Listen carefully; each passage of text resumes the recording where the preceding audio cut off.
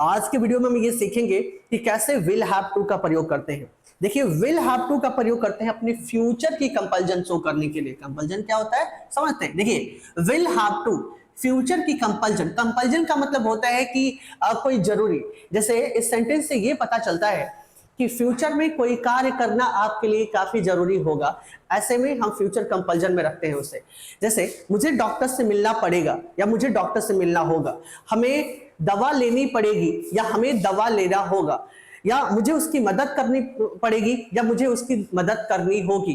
तो हम इन सेंटेंसेस से ये बता रहे हैं कि कैसे फ्यूचर में ये काम करना मेरे लिए काफी इंपॉर्टेंट है, काफी जरूरी है।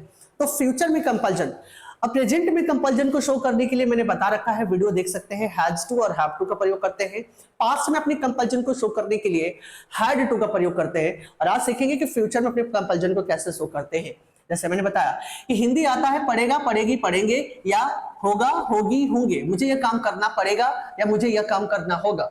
तुम्हें यहां रहना पड़ेगा या तुम्हें यहां रहना होगा, कुछ भी कह सकते हैं, कोई फर्क नहीं पड़ता, सभी बात एक ही है। देखिए, रूल होता है सब्जेक्ट के साथ विल हैव टू, वर्ब का फर्स्ट फॉर्म ऑब्जेक्ट। तुम्हें जाना पड़ेगा, तुम्हें क्या लिखेंगे यू, अब लिखेंगे will have to go, you will have to go. हम लोगों को यह देशभक्ति फिल्म देखना होगा या देखना पड़ेगा, तो हम लोग का लिखेंगे वी, उसके बाद क्या लिखेंगे will have to, will have to. Verb क्या हो रहा है यहां पे देखना, देखना का होता है वॉच, या देशभक्ति फिल्म को बोल देंगे दिस पैट्रियोटिक मूवी।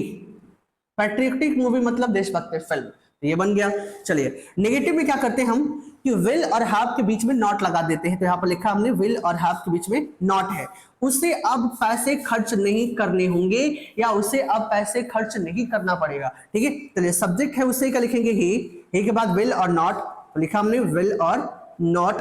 हैव है तो हैव, अब क्या लिखेंगे टू। वर्ब क्या हो रहा है स्पेंड करना, खर्चा करना, स्पेंड मनी।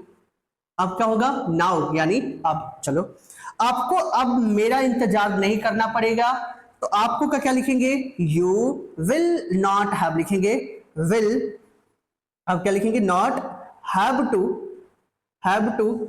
इंतजार करना क्या होता है वेट फॉर मी, हो गया। अब इसके इंट्रोगेटिव को देखते हैं। इंट्रोगेटिव वो जो हेल्पिंग वर्ब से शुरू होता है उसको बोलते हैं इंट्रोगेटिव, यस नो इंट्रोगेटिव, जिसका जवाब यस और नो में मिलता है। क्या उसे यह कमरा छोड़ना पड़ेगा, तो यहाँ विल हेल्पिंग वर्ब है तो हम उसको पहले लगा दिए, फिर subject, have to, verb V1 और ऑब्जेक्ट। देखिए, विल पहले है तो हमने क्या लिखेंगे विल, सब्जेक्ट कौन है उसे क्या लिख देंगे ही। अब क्या लिखे यहाँ पे हैव टू। वर्ब क्या हो रहा है यहाँ पे छोड़ना, छोड़ना को होता है लिव, क्या यह कमरा, दिस रूम, क्वेश्चन मार्क हो गया। चलिए, क्या मुझे यह कमरा साफ करना होगा, तो क्या लिखेंगे विल पहले लिखेंगे क्योंकि हेल्पिंग वर्ब यहाँ पे विल है, सब्जेक्ट है मुझे, मुझे क्या लिखेंगे आई। अब लिखेंगे यहाँ पे हैव टू, वर्ब क्या हो रहा है यहाँ पे साफ करना, तो क्लीन, यह कमरा होगा दिस रूम। WH वर्ड यहां क्या है देखिएगा, किसके साथ, किसके साथ तो इंग्लिश होता है विद होम।